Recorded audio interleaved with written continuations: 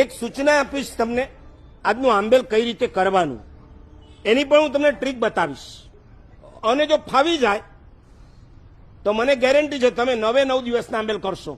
એટલે 6 મહિના પછી જો આંબેલ કરો, જરાક માથું ચડશે, જરા એસિડિટી ઉથલો મારશે, બધું જ થશે. તમારો પ્રોબ્લેમ ક્યાં છે? તમે આંબેલમાં કંઈ વાપરતા નથી. કોઈને પણ પૂછજો નવું આંબેલ કરનારાને શું ખાધું? એક ખાખરો, થોડા ચણા, થોડા મુરમુરા, પછી કઈ ખાઓ?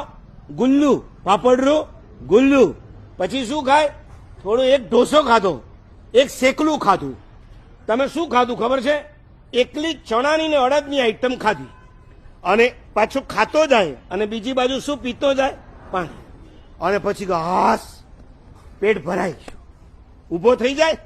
12 વાગે 2 વાગ્યા સુધીમાં યુરિન પાસ થઈ જાય એટલે બધું પાણી નીકળી ગયું. હવે હવા નીકળી ગયા પછી ફૂગો શું થઈ જાય? એટલે પાછું 2:30-3 વાગ્યામાં તો ભૂખ લાગે. અને ભૂખ લાગી હોય એ જ વખતે રસોડામાં ચાય બની હોય. હા, અને પોતે સુવાનો ટ્રાય કરતો હોય ને ત્યાં ચાયની સ્મેલ આવે.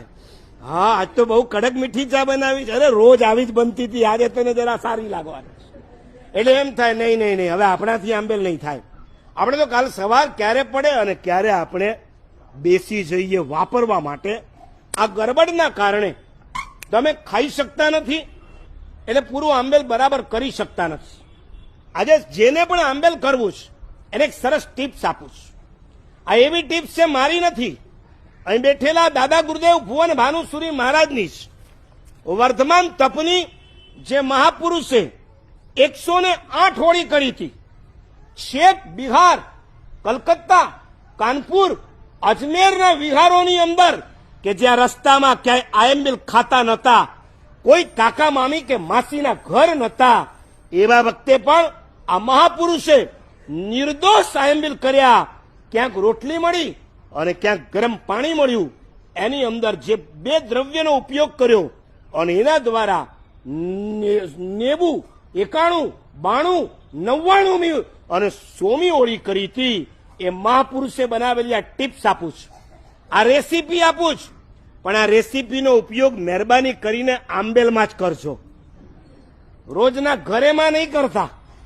આ એવી ચટણી બતાવું છું કે જે ઢોસા સાથે પણ તમે નથી ખાધી, જે ઢોકળા સાથે નથી ખાધી, ઇડલી સાથે નથી ખાધી, એવી એક ચટણી છે જે રોટલી સાથે ખાવાની છે.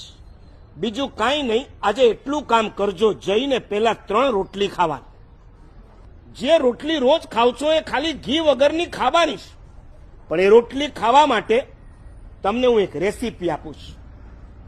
1 ચમચી સૂંઠ લેજો, 1 ચમચી બલવણ, બલવણ એટલે નમક, પાકું મીઠું.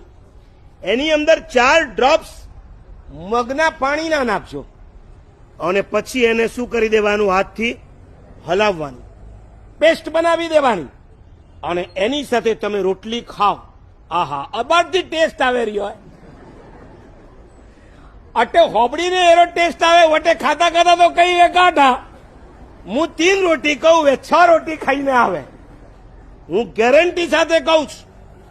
પેલા ઢોસા, ઢોકળા, શેકલા આ બધા ચટર-પટરમાં પડતા નહીં. જો દિલથી તમારે એની હોળી કરવી હોય, આજ સુધી ટ્રાય કર્યો ને નથી થઈ ને આ વખતે જો કરવી હોય, અમારો પ્રયોગ અપનાવજો.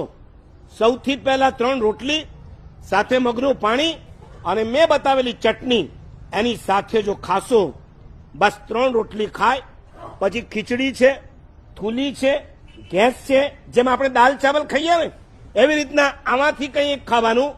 અને એના પછી જે જગા બચે એમાં બધું પરચુરણ, ફાસ્ટ ફૂડ, જંક ફૂડ એ બધું છેલ્લે આવે. એનાથી પહેલા પેટ નહીં ભરતા. और आज का आंबेल जो अच्छा हुआ तो कल का तो उससे भी अच्छा होने ही वाला है. खाली 3 आंबेल સુધી તમે મક્કમ રહ્યો, ચોથા આંબેલ